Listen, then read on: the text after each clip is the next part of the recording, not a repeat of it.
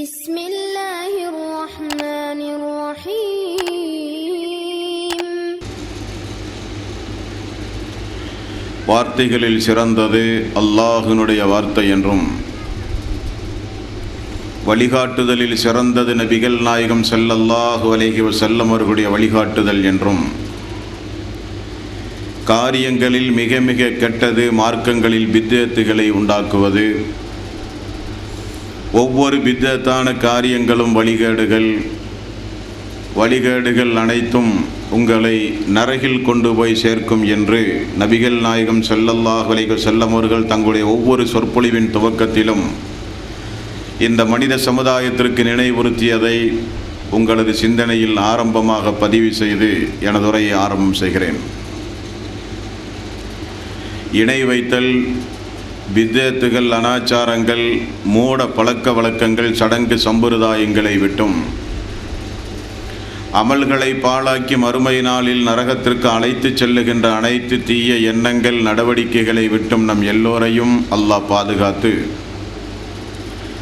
அல்லாஹ்வினுடைய மார்க்கத்தில் சொல்லப்பட்ட சட்டதிட்டங்களுக்கு ஏற்ப நம்முடைய வாழ்வை நாம் அமைத்து, மரணிக்கும் பொழுது உண்மை முஸ்லீமாக மரணித்து மறுமை நாளில் வெற்றி பெறுகிற ஒரு கூட்டத்தில் அல்லாஹ் நம் எல்லோரையும் எழுப்பி சொர்க்கத்தில் நபிகள் நாயகம் ஸல்லல்லாஹு அலைஹி வஸல்லம் அவர்களோடு அல்லாஹ் நம் அனைவர்களையும் ஒன்று சேர்ப்பானாக.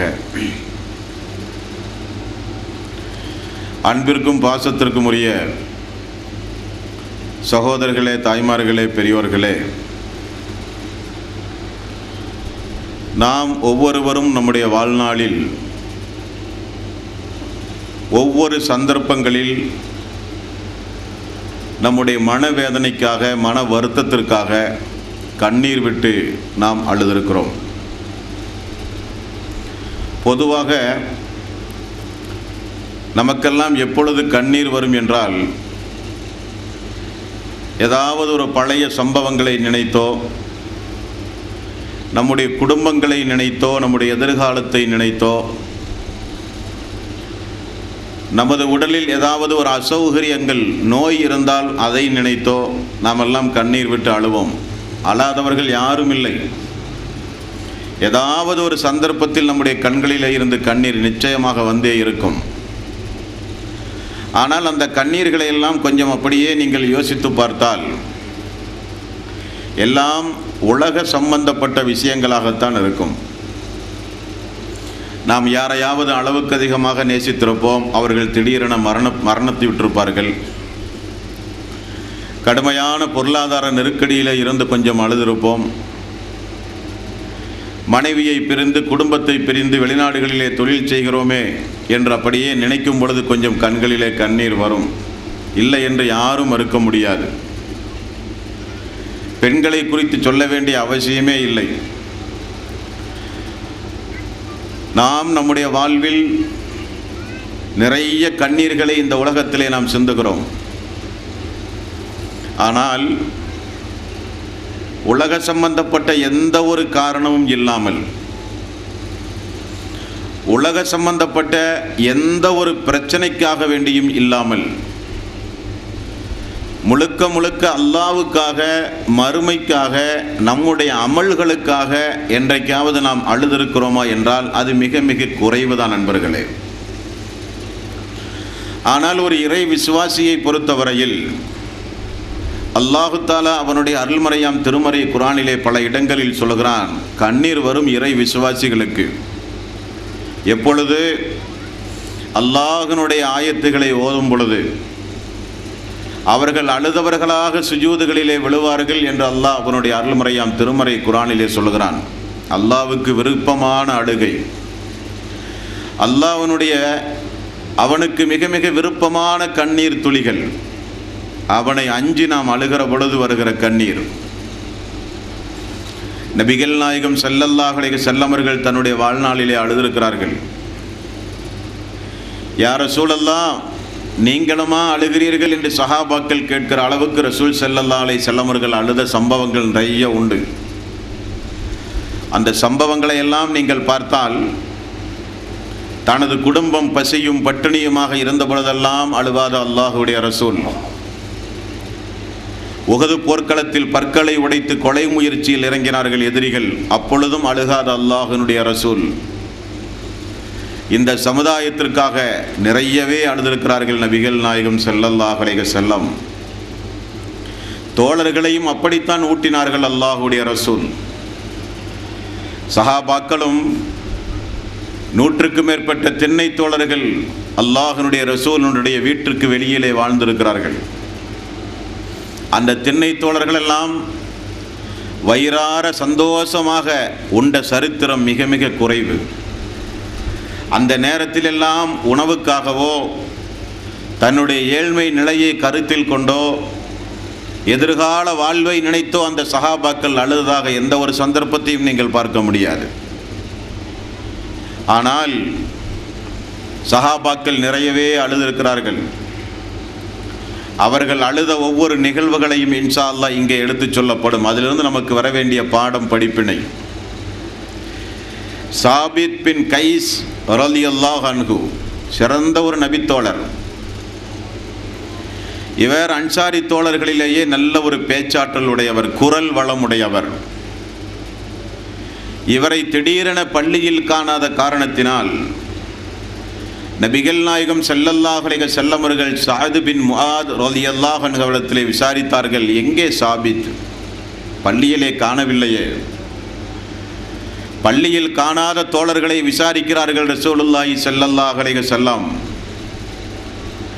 பாங்கொலி கேட்டால் உடனே ஜமாத்திற்கு வருகிற தன்னுடைய தோழர்கள், தொழுகை முடிந்தவுடன் அல்லாஹ்வுடைய ரசூலிடத்திலே உறவாடி விட்டு செல்கிற தோழர்கள், எங்கே சாபித்? சாபித்துக்கு என்னானது?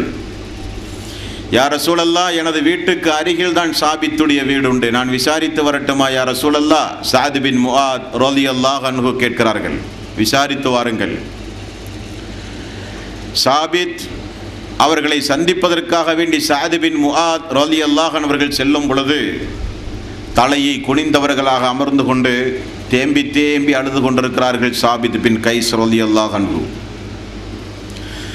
சஅத் பின் முஆத் ரலியல்லாஹு அன்ஹு, அல்லாஹ்வுடைய ரசூல் சாபித்தே உங்களை குறித்து விசாரித்தார்கள், உங்களுக்கு என்னானது என்று விசாரித்து வரச் சொன்னார்கள் என்று சஅத் பின் முஆத் ரலியல்லாஹு அன்ஹு அவர்கள் சொல்ல, சாபித் பின் கைஸ் அவர்கள் சொல்லுகிற சங்கடத்தை பாருங்கள் தோழர்களே. எவ்வளவோ பிரச்சனைகள் உண்டு நம்முடைய சமுதாயத்தில், நம்முடைய வாழ்வில், நாம் வசிக்கிற பகுதிகளில், நம்முடைய குடும்பங்களில் எத்தனையோ ஆயிரம் பிரச்சனைகள் உண்டு. அதற்கு அழுகாத அந்த சாபித் பின் கைஸ் ரலியல்லாஹு அன்ஹு தான் ஏன் அழுகிறேன் என்கிற காரணத்தை சொன்னார்கள்.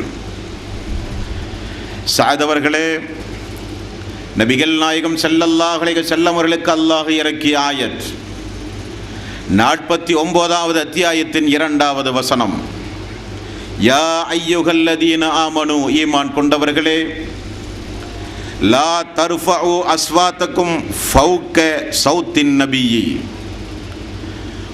நீங்கள் அல்லாஹ்வுடைய நபிக்கு முன்னால் குரலை உயர்த்தி நீங்கள் பேசாதீர்கள். அல்லாஹ் இறக்கிய ஆயத். இந்த இறை தூதருக்கு முன்னால் குரலை உயர்த்தி பேசாதீர்கள்.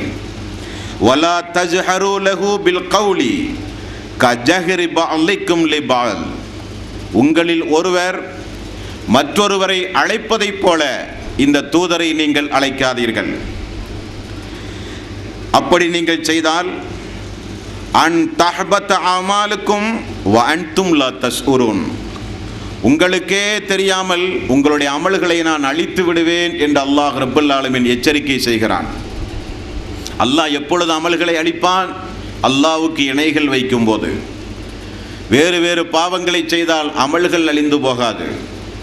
அல்லாஹ்வுக்கு இணை கற்பித்தால் மறு நிமிடம் நம்முடைய வாழ்வில் செய்த அனைத்து நல்ல அமல்களும் அழிந்து நாசமாய் போய்விடும்.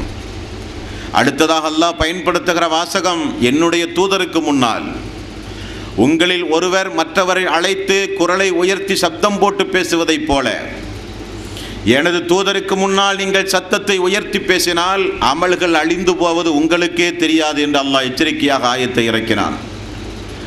நபிகள் நாயகம் ஸல்லல்லாஹு அலைஹி வஸல்லம் அவர்கள் சமுதாயத்திலே ஓத ஆரம்பித்தார்கள் இந்த ஆயத்தை. அதிலிருந்து இந்த சாபித் பின் கைஸ் அவர்களை சபையிலே காணவில்லை. நான் அல்லாஹுடைய ரசூலுக்கு முன்னால் எத்தனை முறை நான் குரலை உயர்த்தி பேசியிருக்கிறேன். என்னுடைய அமல்கள் எல்லாம் அழிந்து நாசமாகிவிட்டதே சாதவர்களே. நான் செய்த எத்தனையோ நற்கர்மங்கள் அல்லாஹ்வுக்காக, அல்லாஹ்வுடைய ரசூல் சொன்னார்கள் என்பதற்காக, என்னுடைய வாழ்வில் சொர்க்கத்திற்காக வேண்டி நான் சேமித்து வைத்த பொக்கிஷங்கள், என்னுடைய நல்ல நல்ல இபாதத்துகள், அந்த அமல்கள் எல்லாம் அழிந்து போய் விட்டதே என்று அழுதார்கள். அவருடைய பிரச்சனை என்னவென்று கேட்டறிந்த சஅத் பின் முஆத் ரலியல்லாஹு அன்ஹு அல்லாஹ்வுடைய ரசூலிடத்தில் வந்து சொன்னார்கள், யா ரசூலல்லாஹ், சஅதுடைய பிரச்சனை இதுதான். உடனே நபிகள் நாயகம் ஸல்லல்லாஹு அலைஹி வஸல்லம் அவர்கள் சொன்னார்கள், சாபித்திடத்திலே போய் சொன்னுங்கள், அவர் நரகவாசி அல்ல, அவர் சொர்க்கவாசி. என்ன காரணம்? சாபித் அவர்கள் இயற்கையாகவே குரலை உயர்த்தி பேசுகிறவர். சாதாரணமாக பேசுகிற மக்கள் தூதருக்கு முன்னால் வந்து குரலை உயர்த்தி பேசினால் தான் அல்லாஹ்வுடைய சட்டம் பொருந்தும். இயற்கையாகவே பிலால் அவர்களைப் போல, சாபித் பின் கைஸ் அவர்களைப் போல குரலை உயர்த்தி பேசுகிற மக்களுக்குரிய சட்டம் அல்ல அது. இயற்கைக்கு மாற்றமாக தூதருக்கு முன்னால் குயரை உயர்த்தி பேசுகிற மக்களுக்குரிய சட்டம் என்று சொல்லி சாபித் அவர்கள் சொர்க்கவாசி என்று சொல்லுங்கள் என்றார்கள் நபிகள் நாயகம் ஸல்லல்லாஹு அலைஹி வஸல்லம். புகாரி என்கிற நபிமொழி தொகுப்பில் 3613வது நபிமொழியாக நீங்கள் பார்க்கலாம். நம்முடைய வாழ்வில் செய்து போன அமல்கள் அழிந்து போய்விட்டதே என்பதற்காக வேண்டி அழுத ஒரு நபித்தோழர். நாம் ஒவ்வொருவரும் நம்முடைய சக்திக்கு உட்பட்டு நிறைய அமல்களை செய்கிறோம். தொழுகை, நோன்பு, ஜக்காத், ஹஜ், நிறைய வணக்க வழிபாடுகளை செய்கிறோம். இந்த அமல்கள் எல்லாம் பாதுகாத்து கொண்டிருக்கிறோமா என்பதில் கொஞ்சம் நாம் கவனம் செலுத்த வேண்டும். அமல்கள் செய்வது முக்கியமல்ல, அந்த அமல் நம்மோடு தான் உண்டுமா? மரணிக்கின்ற வரை இந்த அமலை பாதுகாக்கக்கூடிய நடவடிக்கைகளில் நாம் ஈடுபடுகிறோமா? அல்லது செய்கிற அமலை யாரையாவது பலாய் முசீபத்துகளை பேசி, புறம் பேசி, அவதூறுகளை பேசி, செய்த அமல்களை வேறு வேறு மனிதர்களுக்கு கொடுத்து மறுமை நாளில் திவாலானவர்கள் என்று அல்லாஹ்வுடைய ரசூல் சொல்லுகிற பட்டியலில் நாம் இருக்கிறோமா என்று கொஞ்சம் நாம் யோசித்து பார்க்க வேண்டும். உமர் ரலியல்லாஹு அன்ஹு அவர்கள் சொன்னார்கள், அல்லாஹ் மறுமை நாளில் உங்களை நிறுத்தி விசாரணை செய்வதற்கு முன்னால் தினசரி உங்களை நீங்களே விசாரித்துக் கொள்ளுங்கள். இன்றைக்கு நாம் இரவில் தூங்கச் செல்லும் போது நாம் செய்த நற்கர்மங்கள் என்ன, நாம் செய்த அநியாயங்கள் என்ன, நாம் செய்த பாவம் என்ன, நாம் செய்த அமல் நம்மோடு தான் உண்டுமா அல்லது யாரையாவது பற்றி பேசி கீசி அவர்களுக்கு நம்முடைய அமல்களை கொடுத்துவிட்டு நாம் உறங்குகிறோமா என்று தினசரி நம்முடைய வாழ்வை ஒரு சுய பரிசோதனை செய்ய வேண்டும் என்பதற்கு ஒரு பாடம் சாபித் பின் கைஸ் ரலியல்லாஹு அன்ஹுடைய வாழ்க்கையிலே நடந்த ஒரு சம்பவம். அமல்கள் அழிந்து போய்விட்டது. பொருளாதாரம் நஷ்டமடைந்தால் கூட உலகத்தில் சம்பாதிப்பதற்கு ஒரு வாய்ப்புண்டு. வேறு வேறு ஏதாவது இழப்புகள் துனியாவில் ஏற்பட்டால் சஹாபாக்கள் சகித்துக் கொள்வார்கள். ஊரை துறந்து வந்தவர்கள் அவர்கள். அனைத்தையும் அல்லாஹ்வுக்காக வேண்டி தூக்கி வீசி வந்த சஹாபாக்களுக்கு அந்த நேரத்தில் அழுகாத அந்த தோழர்கள், அமல்கள் அழிந்து போய் விட்டது, குரல்களை உயர்த்தி பேசினால் உங்களுக்கே தெரியாமல் அமல்கள் அழிந்து போகும் என்று அல்லாஹ் எச்சரிக்கை செய்து விடுகிறானே, நம்முடைய அமல்கள் எல்லாம் அழிந்து போய் விட்டது என்று அழுதவர்கள் சஹாபாக்கள். அதற்காக வேண்டி அழ வேண்டும். நாம் கொஞ்சம் திரும்பி பார்க்க வேண்டும் கடந்து வந்த பாதையை. நம்முடைய வயது என்ன? அந்த வயதுக்கு ஏற்ற அமல்கள் நம்மிடத்திலே உண்டுமா? கஷ்டப்பட்டு இரத்தத்தை எல்லாம் வியர்வையாக மாற்றி ஆரோக்கியத்தை எல்லாம் இழந்து அனுபவிக்க வேண்டிய இளமை பருவத்தை எல்லாம் தியாகம் செய்து நிறைய நாம் சொத்து சேர்த்தி இருக்கிறோம் நம்முடைய மக்களுடைய எதிர்காலத்திற்காக. நம்முடைய மரணத்திற்கு பிறகு நம்முடைய சந்ததிகள் கையேந்தி விடக்கூடாது என்பதற்காக, நம்முடைய மரணத்திற்கு பிறகு நம்முடைய மக்கள் இந்த சமுதாயத்தில் அந்தஸ்தோடு வாழ வேண்டும் என்பதற்காக நிறைய சேமிப்புகளை இந்த உலகத்தில் நாம் சேமித்து வைத்திருக்கிறோம்.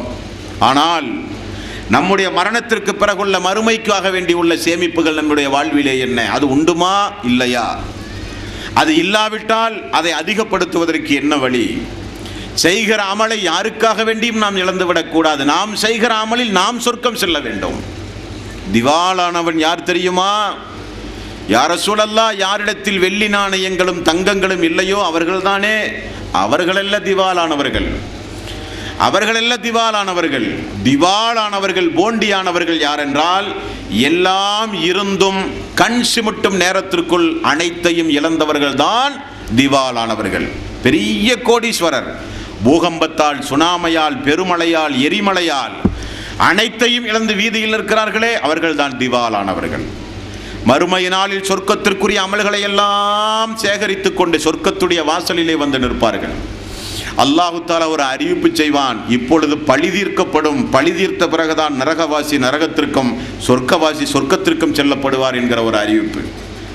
அந்த வாய்ப்பை நம்மால் பாதிக்கப்பட்ட மக்கள் எல்லாம் பத்திரமாக பாதுகாத்து வருவார்கள். மறுமை நாளில் நம்மோடு வாழ்ந்த நம்முடைய மனைவி, நம்மோடு நம்மை பெற்று வளர்த்திய நம்முடைய தாய், நம்மோடு நட்பு வைத்திருக்கிற நம்முடைய நண்பர்கள் எல்லாம் அந்த நாளில் மறுமை நாளில் அல்லாஹ்வுடைய நீதிமன்றத்தில் முறையிடுகிற ஒரு வாய்ப்பு கிடைத்தவுடன் தாய் மகனை பார்த்து சொல்லுவாள், அல்லாஹுவே, பெற்று வளர்த்திய இவன் என்னை வீட்டை விட்டு அடித்து துரத்தினான் யா அல்லாஹ், 4 பேர் மத்தியில் கேவலப்படுத்தினான் யா அல்லாஹ், சம்பளம் வாங்காத ஒரு வேலைக்காரியாக என்னை நடத்தினான் யா அல்லாஹ்.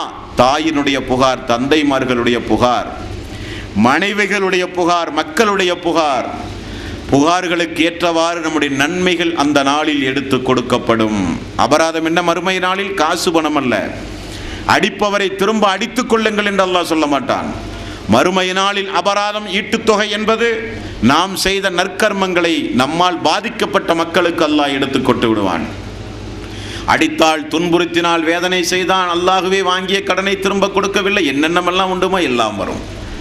அவ்வளவு தீமைகளையும் செய்து கொண்டு நாம் நன்மைகளை செய்வதில் எந்த அர்த்தமும் கிடையாது. அந்த அமல்கள் எல்லாம் கண் சிமிட்டும் நேரத்திற்குள் நம்மிடமிருந்து நரகத்திற்குரியவர்களுக்கு மாறி ஒன்றுமில்லாத நேரத்தில் மீண்டும் ஒருவன் வருவான், யா அல்லாஹ், அன்று ஒரு நாள் என்னை இவன் அடித்தான், இவனிடத்தில் நன்மை ஏதாவது உண்டுமா என்று பாருங்கள் என்று சொல்லப்படும். அல்லாஹுவே, எந்த நன்மையும் இல்லை. உடனே நரகத்திற்கு செல்லுகிற மக்களுடைய தீமையை எடுத்து நமது தலையிலே அல்லாஹ் ரப்பல் ஆலமீன் சுமத்தி, விபச்சாரத்தை ஏறெடுத்தும் பார்க்காத நம்மீது விபச்சார குற்றம் சுமத்தப்படும். திருட்டு, கொலை, கொள்ளை போன்ற மாபாதகமான காரியத்திலே இருந்து விலகி வாழ்ந்த நம்மீது அந்த பாவங்கள் எல்லாம் சுமத்தப்பட்டு நரகவாசி சொர்க்கவாசியாக, சொர்க்கவாசி நரகவாசியாக மாறுகிற அந்த நேரம் வருமே, அவன்தான் உண்மையான திவாலானவன் என்றார்கள் ரசூலுல்லாஹி ஸல்லல்லாஹு அலைஹி வஸல்லம். அந்த நிலையிலிருந்து நம்மை காப்பாற்ற வேண்டும் என்பதற்கு இந்த சாபித் பின் கைஸ் அவர்களுடைய வாழ்க்கை வரலாறு மிகுந்த ஒரு படிப்பினை. நம்முடைய அமல்கள் என்னானது, நாம் செய்த அமல்கள் என்னானது, திக்ருகள், ஸலவாத்துகள், நோன்பு, தொழுகை, தஹஜ்ஜுத் நோன்பு, நஃபில் நோன்பு, சுன்னத்தான நோன்பு, லுகா தொழுகை, சுன்னத்தான தொழுகை, நஃபில் தொழுகை, எல்லா தொழுகையும் என்னானது என்று அழுதார்களே அந்த சாபித் பின் கைஸ். நாமும் நம்முடைய வாழ்விலே அழ வேண்டும். நம்முடைய அமல்களுக்காக, நம்முடைய வாழ்வில் சொர்க்கத்திற்காக வேண்டி செய்கிற இந்த அமல்கள் நமக்கு மறுமை நாளில் நம்மோடு இருக்க வேண்டும் என்பதற்காக வேண்டி நாமும் அழ வேண்டும் தோழர்களே. இது சாபித் பின் கைஸ் அவர்களுடைய அழுகையிலே இருந்து நமக்கு கிடைக்கக்கூடிய ஒரு பாடம். அல்லாஹு தஆலா 2வது அத்தியாயத்தின் 284வது வசனத்தை இறக்கிய பொழுது சஹாபாக்களில் ஒரு கூட்டமே அழுக ஆரம்பித்தது. அல்லாஹ்வுடைய ரசூலிடத்தில் ஓடி வந்து மண்டியிட்டு அந்த ஆயத்திற்கு விளக்கம் கேட்டார்கள் சஹாபாக்கள்.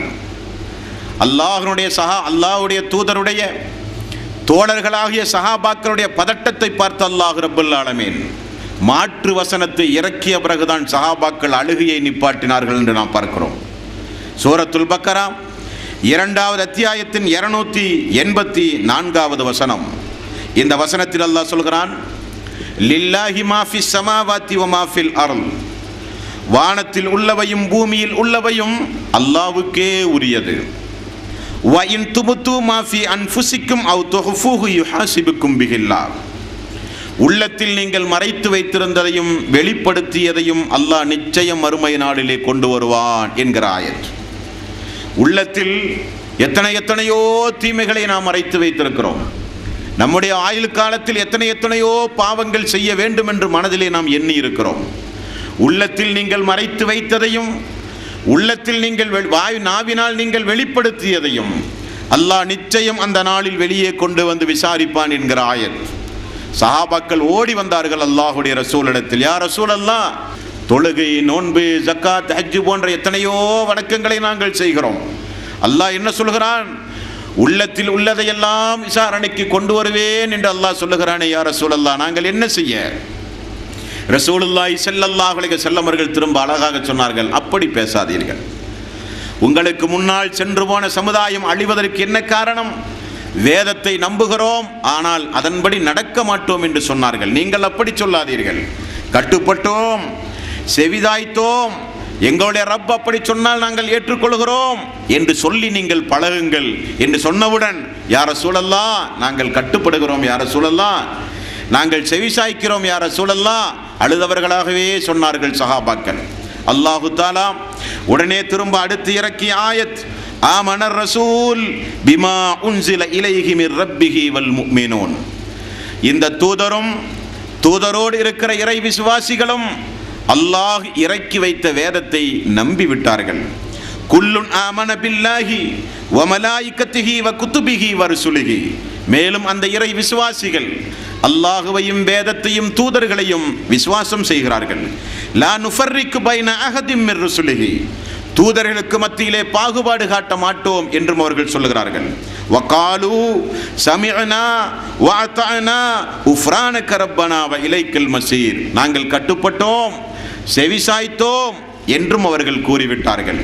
அல்லாஹ் உடனே சொல்கிறான், லா யுகல்லிஃபுல்லாஹு நஃப்ஸன் இல்லா உஸ்அஹா. எந்த ஒரு ஆத்மாவையும் சக்திக்கு மீறி அல்லாஹ் ரப்பல் ஆலமீன் சோதிக்க மாட்டான் என்று சொன்னவுடன் தான் சஹாபாக்கள் அழுகையை நிப்பாட்டினார்கள் என்று நாம் பார்க்கிறோம். உள்ளம் குறித்து அவர்களுக்குள்ள ஒரு பயம், உள்ளத்தில் எவ்வளவோ தீய காரியங்கள் வந்து போகிறது. அதையெல்லாம் அல்லாஹ் ரப்பல் ஆலமீன் மறுமை நாளிலே விசாரணைக்கு கொண்டு வந்தால் நம்முடைய நிலைமை என்னாவது? உள்ளம் குறித்து அஞ்சினார்கள் சஹாபாக்கள், உள்ளம் குறித்து பயந்தார்கள். உள்ளத்தில் உள்ளதையெல்லாம் அல்லாஹ் மறுமை நாளிலே விசாரணைக்கு கொண்டு வந்தால் நரகத்துடைய வேதனையை அனுபவிக்காமல் யாரும் சொர்க்கம் செல்ல முடியாது என்கிற நிலை உருவாகும். ஆகவேதான் அல்லாஹ் லா யுகல்லிஃபுல்லாஹு நஃப்ஸன் இல்லா உஸ்அஹா, சக்திக்கு அற்பாற்பட்டு அல்லாஹ் ரப்பல் ஆலமீன் சோதிக்க மாட்டான் என்ற ஆயத்து இறங்கியவுடன் ஆஸ்வாசம் அடைந்தார்கள் அந்த சஹாபாக்கள். சஹாபாக்களை பொறுத்தவரையில் உள்ளம் குறித்து எப்பொழுதுமே பயந்து கொண்டிருப்பார்கள். ரசூலுல்லாஹி ஸல்லல்லாஹு அலைஹி வஸல்லம் மரண நேரத்தில் ஹுதாஃபா ரலியல்லாஹு அன்ஹு அவர்களை அழைத்து மதீனாவிலே இருக்கிற முனாஃபிக்குகள் மொத்தம் எத்துணை பேர்கள் என்கிற ஒரு பட்டியலை கையிலே எழுதி கொடுத்து மரணித்தார்கள் அல்லாஹ்வுடைய ரசூல்.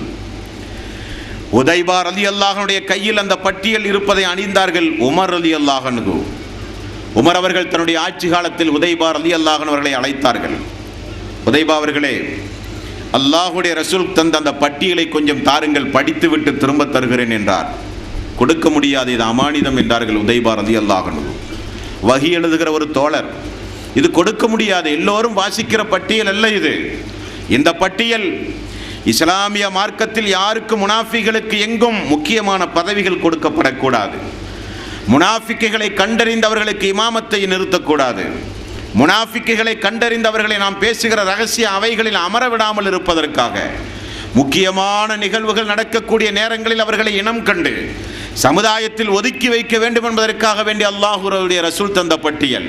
இது விளம்பரப்படுத்தவோ நோட்டீஸ் எடுத்து வெளியிடவோ முடியாது என்றார்கள். பல முறை திரும்ப திரும்ப கேட்டார்கள் உமர் அவர்கள்.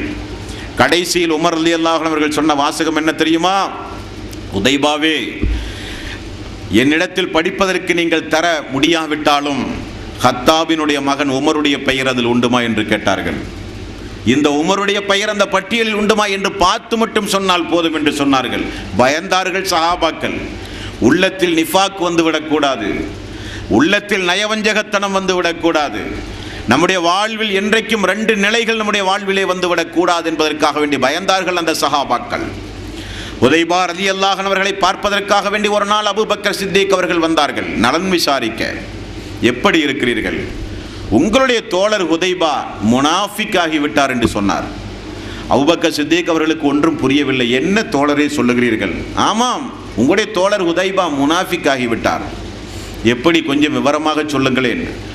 நாம் ரசூலுல்லாஹி ஸல்லல்லாஹு அலைஹி வஸல்லம் சபையில் இருக்கும் பொழுது அல்லாஹுடைய ரசூலுடைய உபதேசங்களை கேட்டால் நரகத்தை குறித்து பயமும் சொர்க்கத்தை குறித்துள்ள ஆசையும் நமக்கு வருகிறது. நமக்கு மறுமையை குறித்துள்ள அச்சம் உண்டாகிறது, அல்லாஹுவை பறித்துள்ள பயம் வருகிறது. அல்லாஹ்வுடைய ரசூலுடைய சபையை விட்டும் நாம் வெளியே வந்து கடை தெருவுக்கோ வீட்டுக்கோ வந்தால் அவைகளெல்லாம் மறந்து போய் உலக ஆசாபாசங்கள் உள்ளத்திலே ஏறுகிறது. உள்ளத்தில் 2 எண்ணம் வந்தால் அது முனாஃபிக் தானே அபூபக்கர் அவர்களே? அல்லாஹ்வுடைய ரசூலோடு இருக்கும் பொழுது மறுமையுடைய அச்சம், வீட்டுக்கு வந்தாலும் துனியாவுடைய அச்சம், துனியாவுடைய ஆசாபாசம். உள்ளத்தில் இப்படி 2 எண்ணங்கள் வந்தால் அது நிஃபாக்கு தான் என்றார்கள் ஹுதைபா ரலியல்லாஹு அன்ஹு. அபூபக்கர் அவர்கள் சொன்னார்கள், எனக்கும் அப்படி உண்டு, எனக்கும் அப்படிப்பட்ட நிலைகள் வருவதுண்டு. 2 பேரும் அல்லாஹ்வுடைய ரசூலிடத்திலே வந்தார்கள், சம்பவங்களை சொன்னார்கள். நபிகள் நாயகம் ஸல்லல்லாஹு அலைஹி வஸல்லம் அவர்கள் சொன்னார்கள், உண்மைதான், அதுதான் ஈமானின் அடையாளம். ஆனால் எனது உரைகளை கேட்கும் போது எனது சபையில் இருக்கிற அந்த அச்சம் உங்களுடைய வாழ்வில் தொடர்ந்து இருக்க வேண்டுமானால், எப்பொழுதும் இறை அச்சத்தோடு மறுமை சிந்தனையோடு நீங்கள் இருக்க வேண்டுமானால், நீங்கள் முடிந்தவரை உங்களுடைய நாவுகளின் மூலம் அல்லாஹுவை தஸ்பீஹ் செய்து கொண்டே இருங்கள். அப்படி நீங்கள் செய்யும் பொழுது அல்லாஹ் விசேஷமான ஒரு வானவரை உங்களுக்கு தருவான். அந்த வானவர் நீங்கள் கடை வீதிக்கு செல்லும் பொழுதும் உங்களோடு இருப்பார், படுக்கை அறைக்கு செல்லும் பொழுதும் உங்களோடு உங்களை கட்டிப்பிடித்து முசாபகா செய்து கொண்டே இருப்பார். சைத்தான் உங்களை விட்டும் தூரமாகுவான். ஹல்லலா அது அப்படியும் இருக்கும் இப்படியும் இருக்கும் என்றார்கள் ரசூலுல்லாஹி ஸல்லல்லாஹு அலைஹி வஸல்லம். ஹல்லலா ரலியல்லாஹுடைய வாழ்க்கையிலே நடந்த ஒரு சம்பவம். அப்படியானால் நாம் நம்முடைய வாழ்வில் நம்முடைய உள்ளம் குறித்து கொஞ்சம் கவலைப்பட வேண்டும். உள்ளத்தில் நிஃபாக் வந்து விடக்கூடாது. உள்ளம் குறித்து கவலைப்பட்டார்கள் சஹாபாக்கள், அழுதார்கள் சஹாபாக்கள். அப்படிப்பட்ட ஒரு அழுகை நம்முடைய வாழ்விலே வேண்டும். அமல்கள் குறித்துள்ள அழுகை, நம்மை குறித்து சிந்தித்துள்ள அழுகை. நம்முடைய நிலைமை என்ன மறுமை நாளில், நம்முடைய எதிர்காலம் என்ன, நம்முடைய நீண்டகால நோய் இல்லாத, மரணம் இல்லாத, முதுமை இல்லாத, பலகீனம் இல்லாத, நினைத்ததையெல்லாம் உண்டு வாழக்கூடிய அந்த மறுமை நாளில் சொர்க்கத்து பேரின்பத்தை அடைகிற அந்த வாய்ப்பை நாம் அடைந்து விட்டோமா? அதற்குரிய சேமிப்புகள் நம்முடைய வாழ்விலே உண்டுமா? நாம் எப்படி இந்த உலகத்தில் வாழ்ந்து கொண்டிருக்கிறோம்? நம்முடைய உள்ளம் தூய்மையானதாக இருக்கிறதா என்றெல்லாம் நாம் நினைக்க வேண்டும், கொஞ்சம் கண்ணீர் விட வேண்டும் என்பதற்குரிய சம்பவங்கள் இந்த சம்பவங்கள். முஸ்லிம் என்கிற நபிமொழி தொகுப்பில் 4904வது நபிமொழி அபூ ஹுரைரா ரலியல்லாஹு அன்ஹு அவர்கள் சம்பந்தப்பட்ட ஒரு செய்தி. அபூ ஹுரைரா ரலியல்லாஹு அன்ஹு அவர்கள் அல்லாஹுடைய ரசூல் ஹிஜ்ரத்து செய்து மதீனா வந்து 4-5 ஆண்டு காலம் பொறுத்து அல்லாஹுடைய ரசூலோடு இஸ்லாமிய மார்க்கத்தை ஏற்றுத் தழுவிய ஒரு தோழர், பாவப்பட்ட ஒரு தோழர். ஆனால் நபிகள் நாயகம் ஸல்லல்லாஹு அலைஹி வஸல்லம் அவருடைய நிறைய துவாக்களுக்கு ஆளான ஒரு நபித்தோழர். இவர் நேரம் கிடைக்கும் பொழுதெல்லாம் தன்னுடைய தாய்க்கு இஸ்லாத்தை சொல்லுவார்கள். தாய் இஸ்லாத்தை ஏற்காமல் இருந்த காரணத்தினால் இந்த தோழருக்கு நிம்மதியே இல்லை. அல்லாஹ்வுடைய ரசூலிடத்திலே வந்து மன்றாடுவார்கள் அபூ ஹுரைரா ரலியல்லாஹு அன்ஹு. தாயிடத்தில் ஒரு நாள் இப்படி இஸ்லாமிய பிரச்சாரம் செய்யும் போது தாய் மிக கடுமையாக இஸ்லாத்தையும் அல்லாஹ்வுடைய ரசூலையும் கொஞ்சம் நாவு கூசுகிற வகையிலே கொஞ்சம் ஏசி விடுகிறார்கள். தாங்க முடியவில்லை அபூ ஹுரைரா ரலியல்லாஹு அன்ஹு அவர்களுக்கு. அழுது கொண்டே ஓடி வந்தார்கள் அல்லாஹ்வுடைய ரசூலிடத்தில். யா ரசூலல்லாஹ், எனது தாயை பார்த்தீர்களா? இணை வைத்து நரகத்துடைய படுகொலையிலே வாழ்ந்து கொண்டிருக்கிற எனது தாய், நான் இஸ்லாத்தை எடுத்து சொல்லும் பொழுது உங்களை ஏசி விட்டார்கள் யா ரசூலல்லாஹ், என்னால் தாங்க முடியவில்லை என்று அழுக ஆரம்பித்தார்கள். அல்லாஹ்வுடைய ரசூலே, எனது தாய்க்கு இஸ்லாமிய மார்க்கம் ஹிதாயத்து கிடைக்க அல்லாஹ்விடத்திலே கொஞ்சம் பிரார்த்தனை செய்யுங்களேன் யா ரசூலல்லாஹ் என்று சொன்னார்கள். நபிகள் நாயகம் ஸல்லல்லாஹு அலைஹி வஸல்லம், அல்லாஹுவே அபூ ஹுரைராவின் தாயாருக்கு நீ ஹிதாயத்து கொடுப்பாயாக என்று அல்லாஹ்வுடைய ரசூல் பிரார்த்தனை செய்தார்கள். பிரார்த்தனை செய்த சந்தோஷம் அபூ ஹுரைராவுக்கு. சந்தோஷம் என்றால் நான் அந்த அளவுக்கு சந்தோஷம் அடைந்தேன். அல்லாஹ்வுடைய ரசூல் எனது தாயாருக்காக வேண்டி பெயர் குறிப்பிட்டு செய்த துவா. கொஞ்ச நேரத்தில் நான் வீட்டுக்கு சென்றேன். வீட்டுக்கு சென்றால் நான் வருகிற எனது காலடி ஓசை சப்தத்தை கேட்ட எனது தாய், அபூ ஹுரைராவே வெளியே நில் என்றார்கள். நான் வெளியே நீண்ட நேரம் நின்றேன். உள்ளே குளிக்கிற சப்தம் எனக்கு கேட்டது. அபூ ஹுரைரா அவர்கள் சொல்கிறார்கள், குளிக்கிற சப்தம் எனக்கு கேட்டது. கொஞ்ச நேரத்தில் எனது தாய் வாசலை திறந்து வெளியே வந்தால் தன்னை போர்த்தி கொண்டு குளித்து தூய்மையடைந்து வந்து அஸ்ஹது அல்லா இலாஹ இல்லல்லாஹ் அஸ்ஹது அன்ன முஹம்மதர் ரசூலுல்லாஹ் என்று கலிமாவை சொல்லி இஸ்லாத்தை ஏற்றுக்கொண்டார்கள். எனக்கு சந்தோஷம் தாங்க முடியவில்லை. மீண்டும் நான் அழுது கொண்டே ரசூலுல்லாஹி ஸல்லல்லாஹு அலைஹி வஸல்லம் இடத்திலே ஓடி வந்தேன். யா ரசூலல்லாஹ், அல்லாஹு தஆலா உங்களுடைய பிரார்த்தனையை அங்கீகரித்து விட்டான். எனது தாய் இஸ்லாமிய மார்க்கத்தை ஏற்றுக்கொண்டு விட்டார்கள். எனக்கும் எனது தாயாருக்கும் மீண்டும் ஒரு பிரார்த்தனை செய்யுங்கள் யா ரசூலல்லாஹ் என்று மீண்டும் அழுக ஆரம்பித்தார்கள் அபூ ஹுரைரா ரலியல்லாஹு அன்ஹு. ரசூலுல்லாஹி ஸல்லல்லாஹு அலைஹி வஸல்லம் என்ன செய்ய வேண்டும் என்று கேட்டார்கள். என்னையும் என்னுடைய தாயையும் இந்த இஸ்லாமிய சமுதாயம் நேசிக்க வேண்டும். என்னை எப்படி இந்த மக்கள் நேசிக்கிறார்களோ அதே போல எனது தாயையும் இந்த மக்கள் நேசிக்க வேண்டும். இந்த சமுதாயத்தையும் நானும் எனது தாயும் நேசிக்க வேண்டும் யா ரசூலல்லாஹ், அல்லாஹ்விடத்திலே ஒரு பிரார்த்தனை செய்யுங்கள் என்றார்கள். ரசூலுல்லாஹி ஸல்லல்லாஹு அலைஹி வஸல்லம், அல்லாஹுவே இந்த சின்ன அடியாருடைய இந்த கோரிக்கையை நீ ஏற்றுக்கொள்வாயாக என்று பிரார்த்தனை செய்தார்கள்.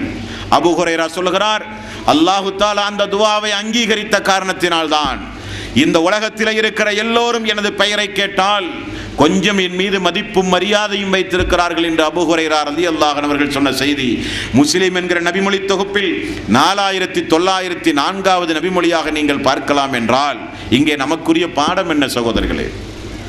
இங்கே நமக்குரிய பாடம் என்ன? நமக்கும் தாயுண்டு, நமக்கும் மனைவிமார்கள் உண்டு, நமக்கும் பிள்ளைகள் உண்டு, நமக்கும் இரத்த பந்த உறவுகள் உண்டு.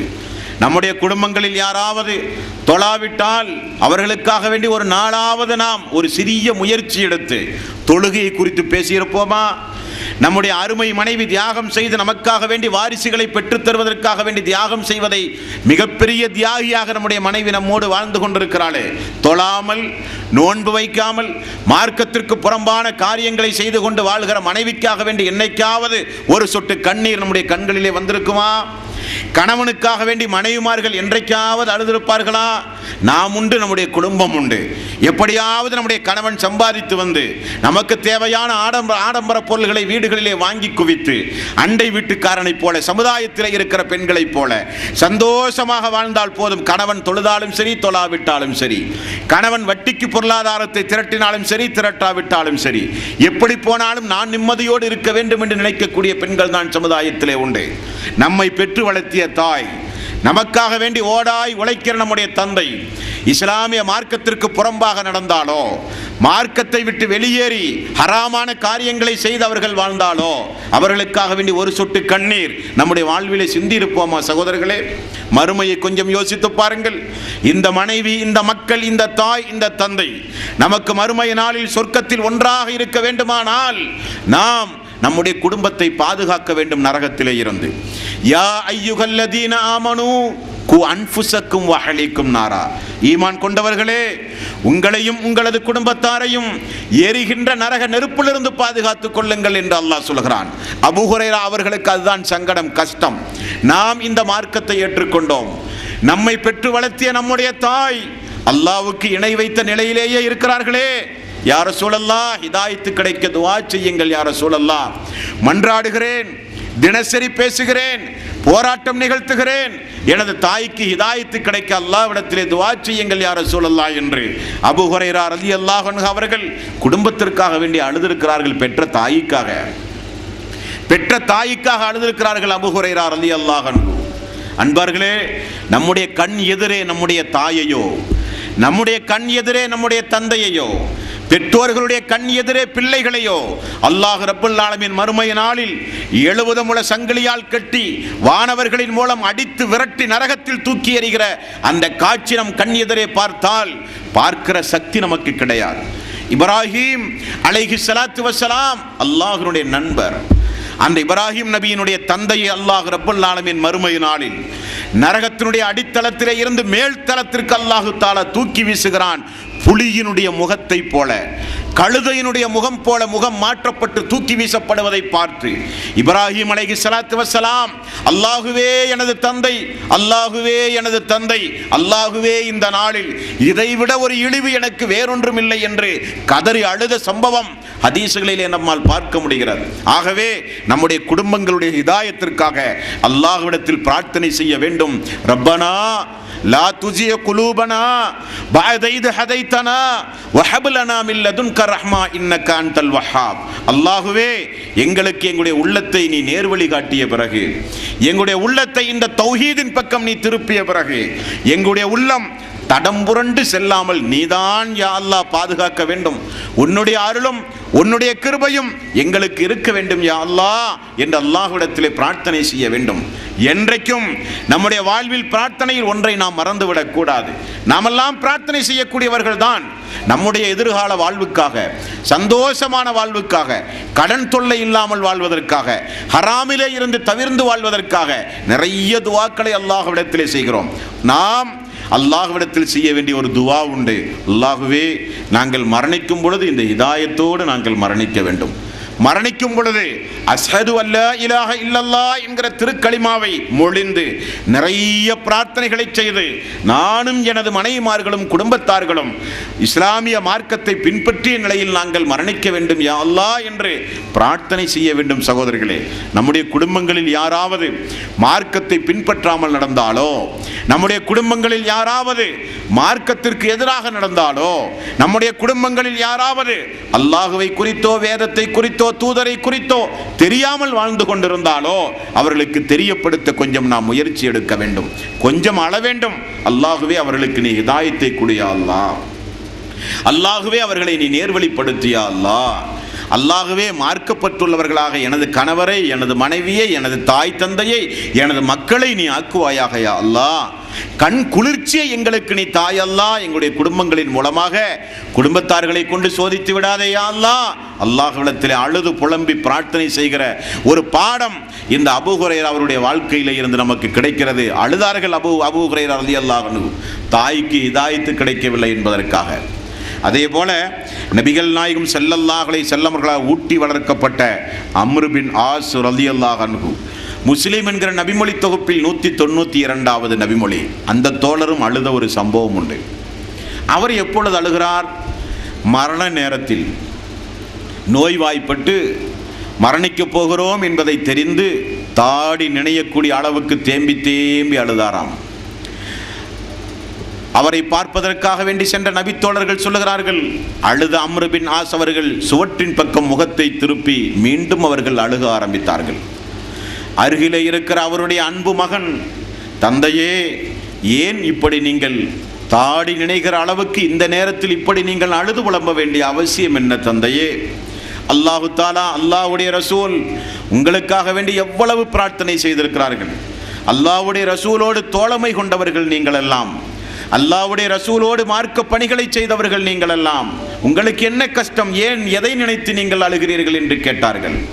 அம்ர் பின் ஆஸ் ரலியல்லாஹு அன்ஹு அவர்கள் சொன்ன பதில் நம்முடைய வாழ்வில் மிகப்பெரிய பாடத்திற்குரிய சம்பவம். இந்த அம்ர் பின் ஆஸ் ரலியல்லாஹு அன்ஹு யார் தெரியுமா? ரசூலுல்லாஹி ஸல்லல்லாஹு அலைஹி வஸல்லம் அவர்களுடைய தோழர்கள் மக்காவில் சொல்லனா துன்பங்களுக்கு ஆளாக்கப்பட்ட போது அபிசீனியாவுக்கு ஹிஜ்ரத்து சென்றார்கள் என்று உங்களுக்கு தெரியும்.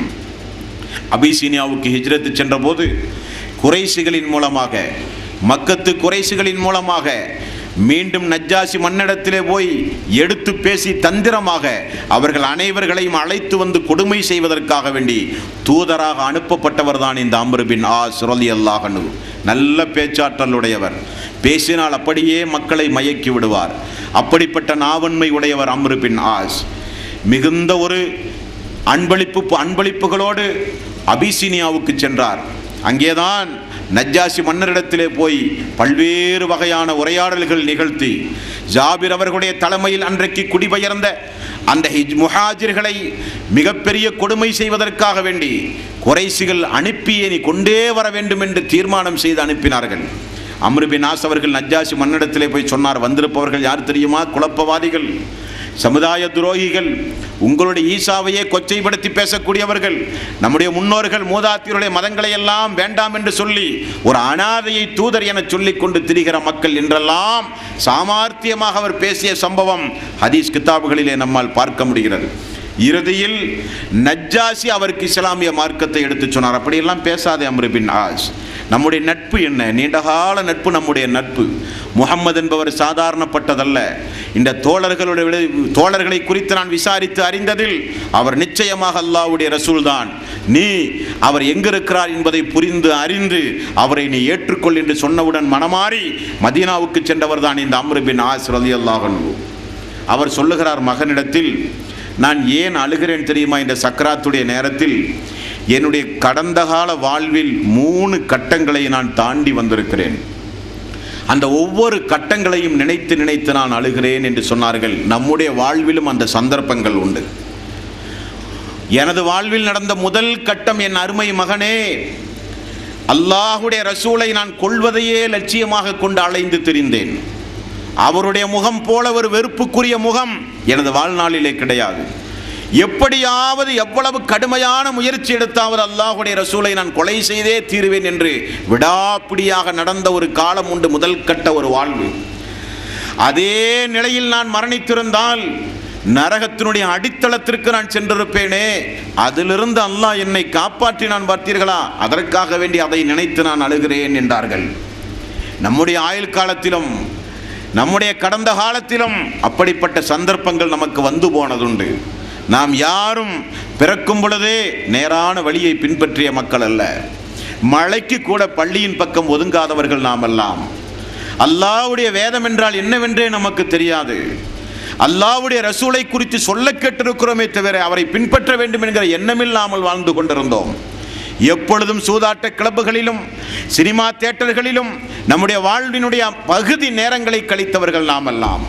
அரசியல் கட்சிகளுக்கு பின்னால், சினிமா கூத்தாடிகளுக்கு பின்னால் எல்லாம் சென்று நம்முடைய வாழ்வை நாம் அர்ப்பணித்து நம்முடைய கடந்த காலத்தில் நியாயமான நேரத்தை, நம்முடைய உழைப்பை, பொருளாதாரத்தை உலகத்திற்காக, உலக இன்பத்திற்காக, ஹராமான காரியங்களை செய்வதற்காகவே நாம் செலவழித்து கொண்டு வாழ்ந்தவர்கள் நாம் எல்லாம். அதே நிலையில் நாம் மரணித்திருந்தால் நம்முடைய நிலைமையும் என்ன அன்பர்களே? அல்லாஹு தாலா இந்த 700 கோடி மக்களில் நம்மை ஹிதாயத்திற்கு உரியவராக அல்லாஹ் தேர்வு செய்தானே, நினைத்து கொஞ்சம் நாம் அழுக வேண்டும். அறியாமை காலத்திலேயே நாம் மரணித்தால் நம்முடைய நிலைமை என்ன? நம்முடைய தாய் தந்தைகள் எல்லாம் குர்ஆனை தமிழிலே பார்க்காமலேயே மரணித்து போய்விட்டார்கள்.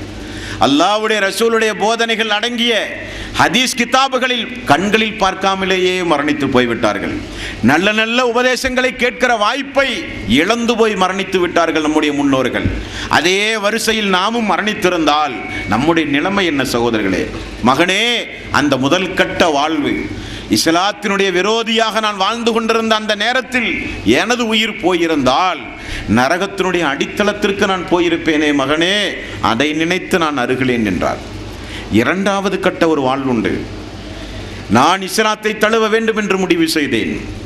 அல்லாஹ்வுடைய ரசூலிடத்திலே வந்தேன். அல்லாஹ்வுடைய ரசூல் அம்ர் அவர்களே என்ன விஷயம் என்று கேட்டார்கள். இஸ்லாத்தை தழுவுகிறேன் என்று சொன்னேன். ரசூலுல்லாஹி ஸல்லல்லாஹு அலைஹி வஸல்லம் அவருடைய கரத்தை நீட்டினார்கள். நான் எனது கரத்தை நீட்டினேன், திரும்ப நான் மடக்கி கொண்டேன். என்ன அம்ரே, என்ன காரணம் என்றார்கள். யா ரசூலல்லாஹ், நான் செய்யாத அநியாயமே கிடையாது யா ரசூலல்லாஹ். நான் இஸ்லாத்தை ஏற்பதாக இருந்தால் எனது பாவங்கள் எல்லாம் மன்னிக்கப்பட வேண்டும், நீங்கள் எனக்கு உத்தரவாதம் தர வேண்டும், அப்பொழுது நான் இஸ்லாத்தை ஏற்கிறேன் என்றார்கள். நபிகள் நாயகம் ஸல்லல்லாஹு அலைஹி வஸல்லம் அவர்கள் சொன்னார்கள், ஒரு மனிதர் இஸ்லாத்தை ஏற்றால் முற்சென்ற பாவங்கள் எல்லாம் மன்னிக்கப்படும். ஒரு மனிதர் ஹிஜ்ரத் செய்தால் முற்சென்ற பாவங்கள் எல்லாம் மன்னிக்கப்படும்.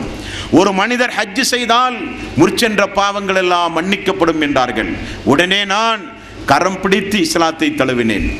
ரசூலுல்லாஹி ஸல்லல்லாஹு அலைஹி வஸல்லம் அவர்களை கொல்வதையே லட்சியமாக கொண்டு அவருடைய முகம் போல ஒரு வெறுப்புக்குரிய முகம் எனக்கு இல்லாமல் இருந்தது. ஆனால் இஸ்லாத்தை தழுவும் பொழுது அல்லாஹ்வுடைய ரசூல் சொன்னாரே, எல்லா பாவங்களும் மன்னிக்கப்பட்டதென்று. அந்த நேரத்தில் ரசூலுல்லாஹி ஸல்லல்லாஹு அலைஹி வஸல்லம் அவர்களை தலையை உயர்த்தி பார்க்க கூட நான் வெட்கப்பட்டேன். என்னுடைய கண்கள் எல்லாம் குளமானது. ரசூலுல்லாஹி ஸல்லல்லாஹு அலைஹி வஸல்லம் அவர்கள் எப்படி இருப்பார்கள் என்று என்னிடத்தில் யாராவது கேட்டால் எனக்கு சொல்லக்கூட முடியாது. காரணம், இந்த தலையை உயர்த்தி நான் அல்லாஹ்வுடைய ரசூலை முழுமையாக நான் பார்த்தது கிடையாது. அந்த அளவுக்கு இஸ்லாத்துடைய துரோகி நான். அப்பொழுது நான் இஸ்லாத்தை தழுவினேனே, எனது பாவங்கள் எல்லாம் மன்னிக்கப்பட்டது என்று அல்லாஹ்வுடைய ரசூல் சொன்னாரே, அன்று இரவு நான் மரணித்திருந்தால் நான் சொர்க்கவாசியாக மாறி இருப்பேனே, அது அந்த இரண்டாவது கட்ட வாழ்வு. அதை நினைத்து நான் அழுகிறேன் என்றார்கள். நான் அதை நினைத்து நான் அழுகிறேன். மூன்றாவது கட்ட ஒரு வாழ்வு, இஸ்லாத்திற்கு வந்த பிறகு நிறைய அமல்களை செய்திருக்கிறேன். நிறைய பொறுப்புகளை அல்லாஹ்வுடைய ரசூல் எனக்கு தந்திருக்கிறார்கள். அவைகளுடைய நிலைகள் எனக்கு தெரியாது. நான் செய்த அமல் அல்லாஹ் ஏற்றுக்கொள்வானா, அல்லாஹ் மறுமை நாளில் அவருடைய கூலியை தருவானா எனக்கு தெரியாது மகனே. இவைகளை நினைத்து நான் அழுகிறேன். என்னிடத்தில் மிகப்பெரிய ஒரு பொக்கிஷம் உண்டு. என்ன பொக்கிஷம் தெரியுமா?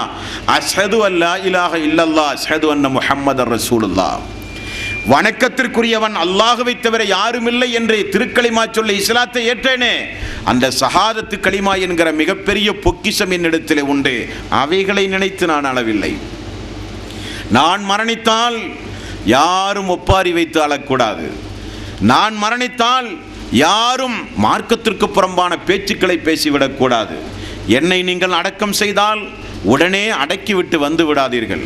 ஒரு ஒட்டகத்தை அறுத்து குர்பான் கொடுக்க எவ்வளவு நேரம் எடுக்குமோ அவ்வளவு நேரம் எனது கபரஸ்தானுக்கு மேலே நின்று கொண்டு எனக்காக வேண்டி கொஞ்சம் பிரார்த்தனை செய்யுங்கள் நீங்கள் எல்லோரும் என்று அம்ர் பின் ஆஸ் ரலியல்லாஹு அன்ஹு அவர்கள் மரண நேரத்தில் அவர் அழுததற்குரிய காரணத்தை தனது மகனிடத்தில் சொன்ன செய்தி முஸ்லீமில் 192வது நபிமொழியாக நம்மால் பார்க்க முடிகிறது என்றால், அன்பர்களே, நாமும் அழ வேண்டும். நாமெல்லாம் நிறைய அழுகிறோம் நம்முடைய குடும்பத்திற்காக, எதிர்கால வாழ்வுகளை நினைத்து, உலகத்தில் இருக்கிற பிரச்சனைகளை நினைத்து நாம் நிறைய அழுகிறோம். ஆனால் மறுமைக்காக வேண்டி கொஞ்சம் கண்கள் கலங்க வேண்டும். இன்னமல் முஃமினூன அல்லதீன இதா ذுக்கிரல்லாஹு வஜ்லத் குலூபுஹும். இறை விசுவாசிகள் யார் தெரியுமா? உண்மையான இறை விசுவாசிகள் யார் தெரியுமா? அல்லாஹ்வுடைய என்ற பெயரை கேட்டாலே, அல்லாஹ்வுடைய பெயரை கேட்டாலே அவர்களுக்கு உள்ளமெல்லாம் நடுநடுங்கும். அல்லாஹ்வுடைய ஆயத்தை ஓதினாலோ ஓத கேட்டாலோ ஈமானெல்லாம் அவர்களுக்கு அதிகரிக்கும் என்று உண்மை இறை விசுவாசிகளுடைய பண்புகளை அல்லாஹ் சொல்லுகிறானே, அப்படிப்பட்ட பண்பு உடையவர்களாக நாம் மாற வேண்டும். 2 கரத்தை உயர்த்தி தனிமையில் இருந்து அல்லாஹ்விடத்தில் பிரார்த்தனை செய்யும் போது கடந்த காலங்களை நினைத்து பார்க்க வேண்டும். எப்படி இருந்த நாம் எப்படி இருக்கிறோம்? உண்டுமா இல்லையா? எப்படி இருந்த நாம் இன்றைக்கு அல்லாஹ் நம்மை எப்படி வைத்திருக்கிறான்? அதற்கு நாம் என்ன நன்றி கடனை அல்லாஹ்வுக்கு நாம் செலுத்தி இருக்கிறோம். ஹிதாயத் என்பது சாதாரணப்பட்ட ஒன்று அல்ல. நபிமார்கள் அழுது புலம்பியது ஹிதாயத் என்பது. நூஹ் அலைஹிஸ்ஸலாத்து வஸ்ஸலாம் 950 ஆண்டு காலம் இந்த உலகத்தில் வாழ்ந்தும் மகனுக்கு ஹிதாயத்து கிடைக்கவில்லை, அவருடைய மனைவிக்கு ஹிதாயத்து கிடைக்கவில்லை. உலகத்தையே அல்லாஹ் ரப்புல் ஆலமீன் அழைத்தான். அவருடைய காலத்தில் அழுது புலம்பினார், அல்லாஹ் எனது மகன், அல்லாஹ் எனது மகன். அவர் ஒரு குடும்பத்தை சார்ந்தவர் அல்ல என்று அல்லாஹ் சொல்லிவிட்டார். நூஹ் நபி கதறி அழுதார், மகனுக்காக, மனைவிக்காக கதறி அழுதார், கொஞ்சம் ஹிதாயத்து கிடைப்பதற்காக வேண்டி. இப்ராஹீம் அலைஹிஸ்ஸலாத்து வஸ்ஸலாம் தன்னுடைய தந்தைக்காக வேண்டி கதறி அழுதார், ஆஜருக்காக. கோயில் பூசாரியாக, உருவச்சிலைகளை செய்து வணங்கி வழிபடுகிற கோயில் பூசாரியாக இருக்கிறார் தனது தந்தை. அழுதார் இப்ராஹீம் அலைஹிஸ்ஸலாத்து வஸ்ஸலாம் தந்தைக்காக, தந்தையினுடைய ஹிதாயத்திற்காக வேண்டி அழுதார். ரசூலுல்லாஹி ஸல்லல்லாஹு அலைஹி வஸல்லம் அவர்கள் சிறிய வயதிலேயே தாயையும் தந்தையும் இழந்த அல்லாஹ்வுடைய ரசூலை வளர்த்தி ஆளாக்கியவர் அபூ தாலிப். அழுதார்கள் ரசூலுல்லாஹி ஸல்லல்லாஹு அலைஹி வஸல்லம் கொஞ்சம் ஹிதாயத்து கிடைக்க வேண்டும் என்பதற்காக. அல்லாஹ் சொல்லிவிட்டான், நீங்கள் நாடியவர்களுக்கெல்லாம் ஹிதாயத்து கிடைக்காது, நான் நாட வேண்டும் என்று அல்லாஹ் சொன்னான். அல்லாஹ் யாருக்கு ஹிதாயத்தை கொடுத்தான் பார்த்தீர்களா? ஃபிரௌனுடைய மனைவிக்கு கொண்டு போய் ஹிதாயத்தை கொடுத்தான். கொடுமைக்காரன், இஸ்லாமிய மார்க்கத்தை பின்பற்றுகிற எல்லோரையும் கொள்வதையே லட்சியமாக கொண்டு வாழ்ந்தவன் கொடுமைக்காரன். நான் தான் கடவுள் என்று சொன்ன கொடுமைக்காரனுடைய வீட்டுக்கு ஹிதாயத், நபிமார்களுடைய மனைவிகளுக்கு ஹிதாயத் இல்லை என்றால், ஹிதாயத் என்பது சாதாரணப்பட்ட ஒன்று அல்ல. அதை தந்தானே அல்லாஹ், அதை மரணிக்கின்ற வரை யா அல்லாஹ் நாங்கள் பாதுகாக்க வேண்டும், நாங்கள் நேர்வழியிலே இருக்க வேண்டும், எங்களுக்கு நீ உதவி செய்தால் தான் யா அல்லாஹ் அது நடக்கும் என்று நம்முடைய ஹிதாயத்திற்காக கொஞ்சம் நாம் அழ வேண்டும்.